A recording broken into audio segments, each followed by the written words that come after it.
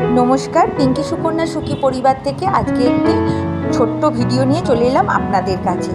আমার মা খুব সুন্দর চিকেন চাপ বানাতে পারে, সেইটাই আজকে বানাচ্ছে, সেইটাই আপনাদের সঙ্গে শেয়ার করব।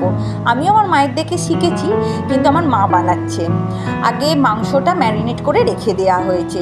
মাংসটা ম্যারিনেট করা হয়েছে দই আর ভিনিগার দিয়ে, মোটামুটি 3 ঘন্টা আগে, মানে 3 ঘন্টা ধরে মাখিয়ে রেখে দেওয়া হয়েছে।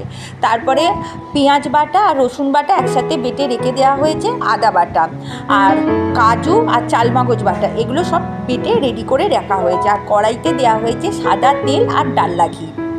তেলটা গরম হয়ে যাওয়ার পরে পেঁয়াজ আর রসুন বাটা একসাথে করা আছে সেইটা দেওয়া হলো, দিয়ে সেইটা ভালো করে ভাজতে হবে। ভাজা মানে অনেক ভাজা নয়, এই একটু বাদামি বাদামি হলেই মানে এটা ভাজা হয়ে যাবে। এইভাবে পেঁয়াজটা ভালো করে নেড়ে নেড়ে ভাজতে হবে।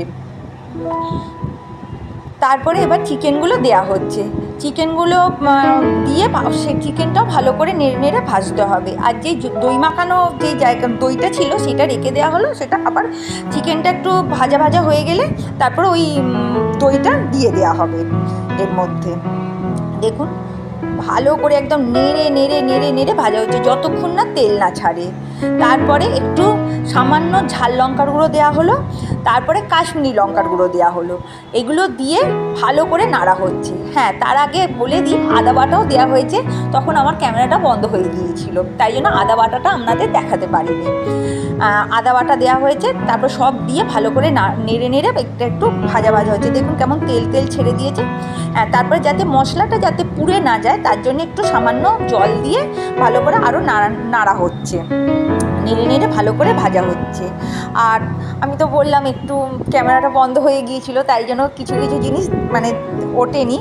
আর নুন আর মিষ্টি দেওয়া হয়েছে, কিন্তু না, পরিমাণ মতো নুনটা দেওয়া হয়নি, নুনটা একটু কম দেওয়া হয়েছে, কারণটা আমি বলে দিচ্ছি। আর সামান্য একটু মিষ্টি দেওয়া হয়েছে, অনেক মিষ্টি দিলে কিন্তু ভালো হবে না।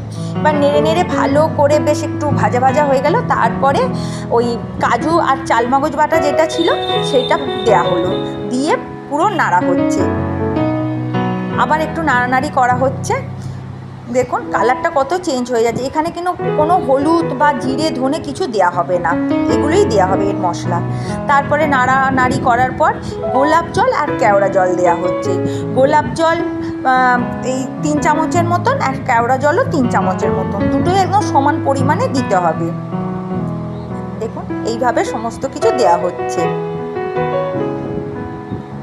এটা কেওড়া জল দেওয়া হচ্ছে।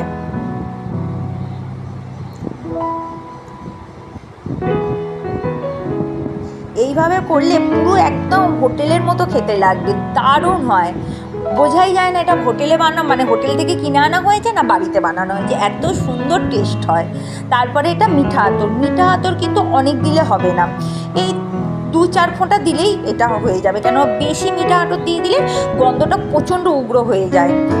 মিঠা আতর দেওয়া হয়ে গেল, রান্না প্রায় শেষ পর্যায়ে। এবার দিতে হবে আমুল বাটার। ওই আপনাদের বললাম না নুনটা একটু কম দেওয়ার জন্য, এই জন্য আমুল বাটার একটু নুন থাকে, তাই জন্য নুনটা কম দিয়ে আমুল বাটারটা দিলে তাহলে একদম পুরো ঠিক হয় আর কি ব্যাপারটা। আমুল বাটারটা একটু বেশিই দিতে লাগে। এই আমুল বাটার দেওয়া হয়ে গেল, ব্যাস রান্না পুরো কমপ্লিট। এবারে নাবিয়ে খাওয়া দাওয়া, দুর্দান্ত খেতে হয়, দুর্দান্ত। এইভাবে আপনারা একবার বাড়িতে করবেন, করে খাবেন, দেখবেন সবাই বলবে দারুণ হয়েছে। আমার ভিডিওটা যদি ভালো লেগে থাকে একটা লাইক করবেন। টাটা, শুভরাত্রি।